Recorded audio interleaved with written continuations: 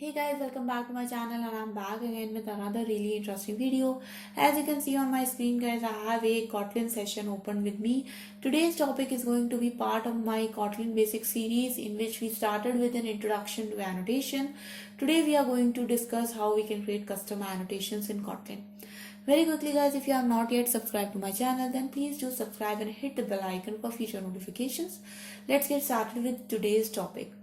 So guys, if you have seen my last video, I explained you what is annotations and what are the different properties, target, retention, repeatable we can add to our annotations and which are like available in the annotation class. We also created this phone class here in which we added a built-in annotation deprecated to add this metadata thing that if you are using this function, don't use it, replace it with some other function. Okay. So we are going to add metadata to our class now, but this time we are not going to use built-in classes. We are going to use our own classes, okay, our own custom annotations. So for example guys, if I want to make this phone as a smartphone, I want to add the smart metadata tag to this phone. I added this smart annotation, but you can see that it is giving me an error. So to actually create it, right click on your package, click new, go to Kotlin class file, select annotation, write here the name of the annotation. So I'm writing smart, and as soon as you see here a class file called as smart, you will see that the error on your phone class file has disappeared. Okay, so now this smart annotation is created, it's ready to use. You have got a fully compiled code. Okay, so this is the basic way how you can create your annotation. If I go to main.kotlin now, and if I try to create an object of this phone class very quickly, so val phone becomes equals to phone. And if I try to hover on the class constructor here, you can see that it basically shows to me that this class has a smart annotation. Okay, so we have now added metadata to our class object. Okay, so now let's try to play with this annotation a bit by changing its properties. So first property was called as target. So if I set the target of this annotation as annotation target dot class, and if I go back to my phone class and try adding this annotation, the same annotation to my function, for example, let's suppose my phone has a smart camera also, you'll see that I'm getting an error. And the error is because this annotation is only applicable to classes. It's not applicable to any functions. So if I do here annotation target dot function, you will see that it actually gets applicable to your functions as well, and now the error is gone. So that's the beauty of target property guys. You can actually write here annotation target dot, and you'll see a whole bunch of options you can actually apply this smart annotation to. Okay, so let's not go into all types of targets for now. I'll explain you one extra type, which is property getter and setter, in the end, because that's a typical one. Let's move forward to the next property of our annotation, next attribute. This attribute is called as retention. So retention basically means guys, what's the scope of your annotation? Is your annotation applicable or visible to you at source, that means at compile time, or at runtime only? Okay, so by default it is applicable or it is visible to you in both compile time and runtime. Let's suppose I only make it compile time. Okay, let's suppose I only make it compile time. That means this annotation is not visible to me if I try to access it using reflection at runtime. Okay, so I'll go to my main.kotlin now, and we are going to write a reflection code. So we are going to try to access the annotations of class phone. Before I do that guys, I just want to quickly show you my build.gradle file. You can see that in this build.gradle file, I have added this implementation dependency of Kotlin reflect jar. If you do not add this dependency guys, you won't be able to execute the code which I am going to write now. So just remember, whenever you are using reflection, add this dependency in your build.gradle. Let's write the reflection code. So for example, I create a phone reflection object. Phone reflection obj becomes equals to phone class. So you get your phone reflection object. And now I just want to print ln phone reflection object dot annotations. So let's try to run this code now. Let's hope that we should not get any annotations. So we are not getting any annotations. Why, guys? Because the only annotation used in phone class is the smart annotation, which is having a retention of compile time.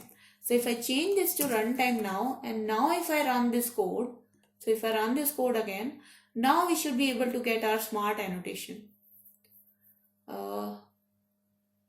There is sometimes a problem of loading the annotations again. If you change it from source to runtime. So I'll try doing it again.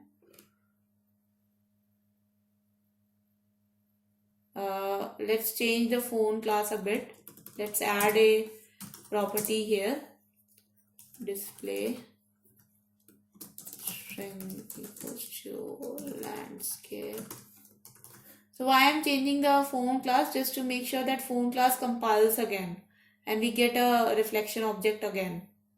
So there you go, guys. You can see that once my phone class gets compiled again, its reflection object is now created, and in my main.kotlin file, when I try to print the annotations, I actually get the annotation smart here instead of getting an empty list. And why did that happen? Because now I have changed the retention from annotation retention from annotation retention source to annotation retention dot runtime. Okay. So I hope the retention part is clear to you, guys. Now let's make it source only. Okay. Next thing, repeatable. So if you add repeatable here, what does that actually mean? By adding repeatable basically means, guys, that for example, if I want to add this smart annotation multiple times to my same code element. For example, in this case, I want to add smart annotation 2 times to my phone class and my camera function. You can see that I am able to do this. But if I go back and I remove the repeatable here, you will see that I will get an error. Why I am getting an error here? Because the annotation is only applicable singular time. So if you do not add repeatable here, you won't be able to add it multiple times. Okay. Another thing, guys, if you change your retention type from source to runtime, and if you try adding an annotation, multiple times here, you'll still get an error. So make sure that if you are using repeatable, your retention type should be source and not a runtime. Okay. Now you see that the error has disappeared. You might ask me a question, why will I add same annotation to a same code element multiple times? So I have got an answer to that, guys, but just a little section in this video, I'll show you why we actually need it sometimes. Okay. So now we have discussed all 3 elements, and the last but not the least, the last element is called as must be documented. And this basically means, guys, that if you have an API, public API, and you are adding the documentation of your class or method, you must include the annotation signature also in the generated documentation. So that's for must be documented. Okay. So let's remove this must be documented. We actually don't really need it. Let's remove the retention also. Now I'm going to show you one more thing, how we can add your annotation in your property getter and setter, because that's a little bit typical than adding it to class or function. So basically, if you want to add it to any class or function, all you have to do is just add @smart, and that's it. Any code element works. But if you are adding it in annotation target dot property getter setter, you actually need to have a different syntax. So getter and setter. Okay. Let's remove the repeatable also. We don't really need it now. So now you see that I have got a variable here, display, and I want to add a smart annotation on its setter. So @set smart. And there you go, guys. That's how you can add your annotation to your setter. Now, if I want to do the similar thing on a getter, for example, I make it get, and getters are the values. So val, let's say it is a selfie mode, and it's a boolean value, which is by default false. Okay, so false here.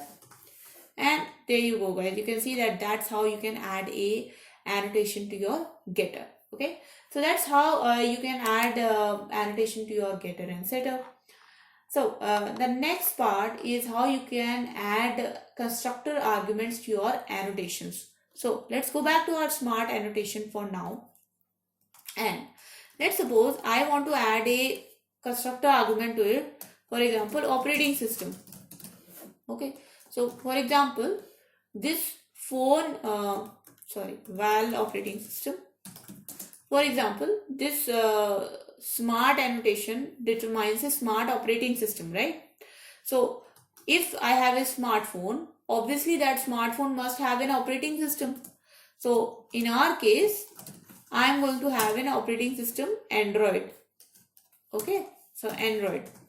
And let's copy this for everything which we have created. So for example, the selfie mode will also have a smart operating system Android. The camera also has a smart operating system Android. Display is also of an Android related operating system. Okay.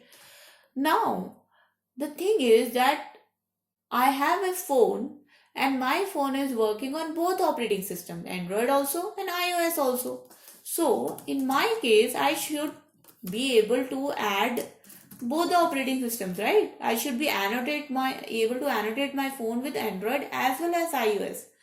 Now you'll see that I am not able to do that because I don't have repeatable with me. And if you are using repeatable, you have to make sure that your retention is of type source. So annotation retention dot source. If you do not make annotation retention as source, repeatable will not work for you. So now you see that the repeatable works for you as well, and you are able to add multiple annotations or to same annotation of with multiple constructor properties to your code object, which is 4 in this case, right? Now you know why we actually need repeatable in our case. So let's go and create an object of this phone class now. So val phone equals to phone, right? Now you see if I hover on it, it says Smart OS as Android, Smart OS as iOS. And just like your class, you can add this annotation, you can add the multiple annotations to your functions, your getters, setters, and etc. etc. Okay.